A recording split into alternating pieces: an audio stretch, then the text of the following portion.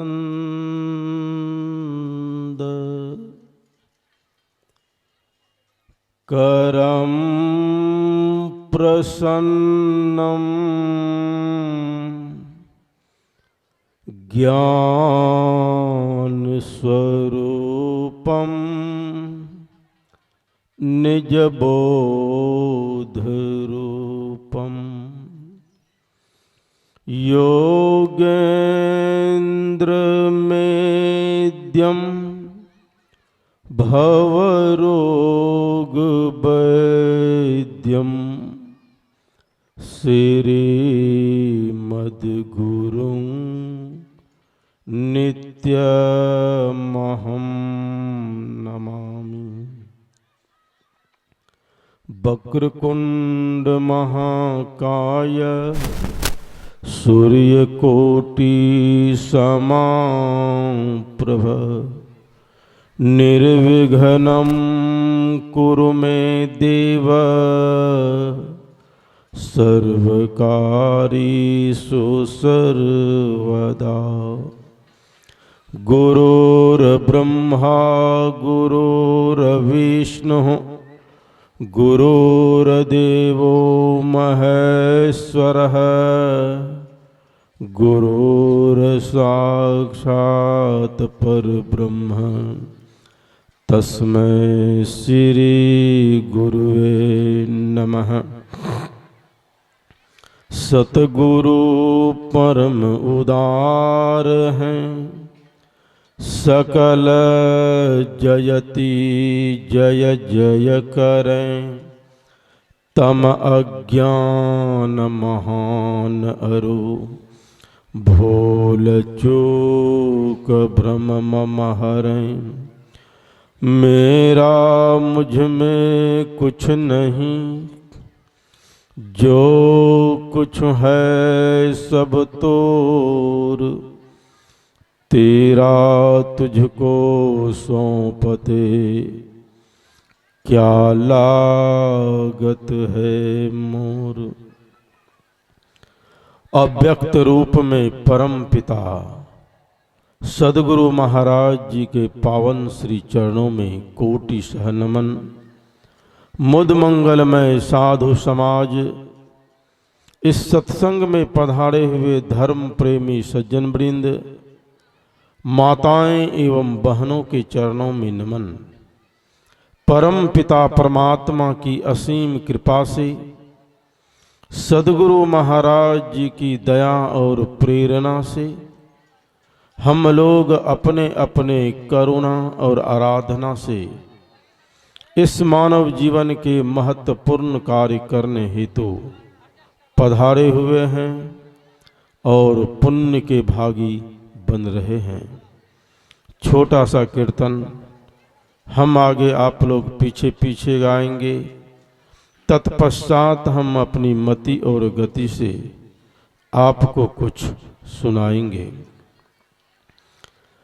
जिस हाल में हो जिस ख्याल में हो गुरु नाम जपा करो तेरी बिगड़ी बातें बन जाएं। तेरी बिगड़ी बातें बन जाएं। गुरु नाम जपा करो गुरु नाम जपा करो। जिस कर्म में हो जिस धर्म में हो गुरु ध्यान किया करो। जिस कर्म में हो जिस धर्म में हो गुरु ध्यान किया करो। तेरा बिगड़ा कर्म सुधर जाए तेरा बिगड़ा कर्म सुधर जाए।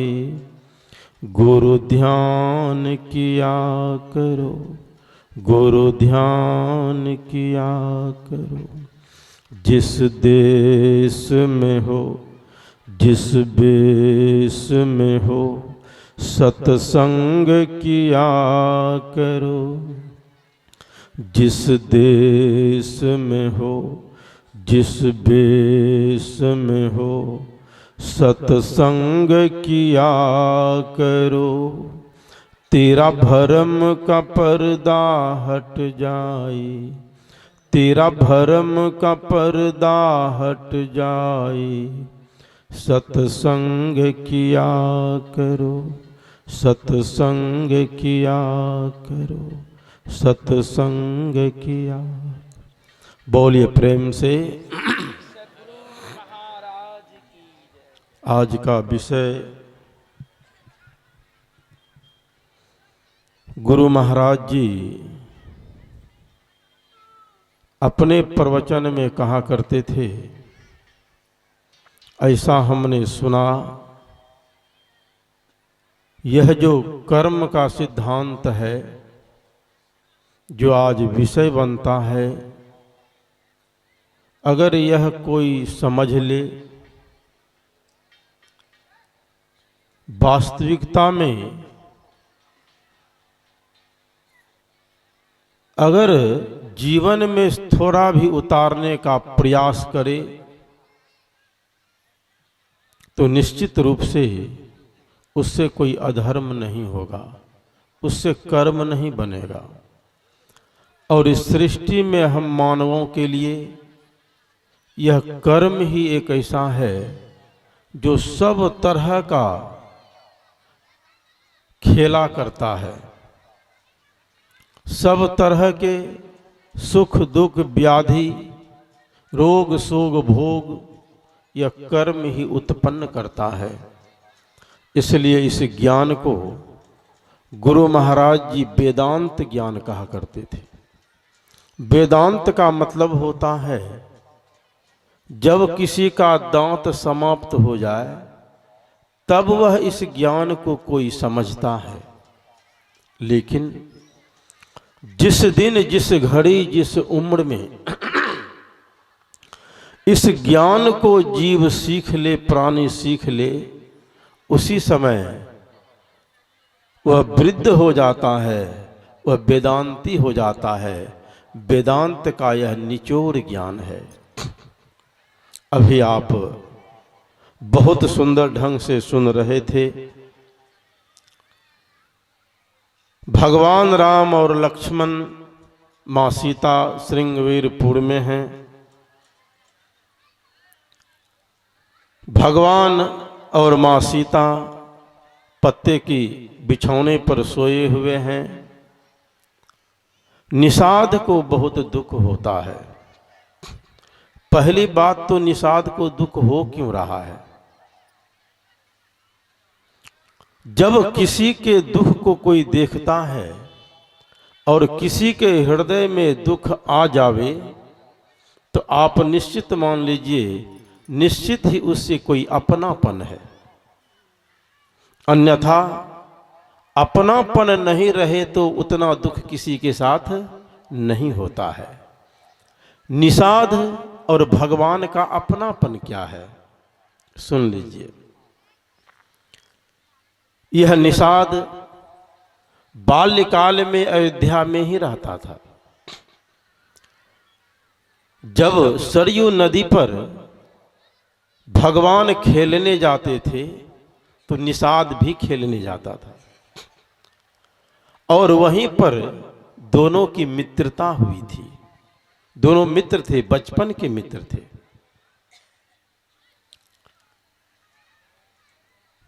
क्योंकि निषाद का वह ननिहाल था अयोध्या में।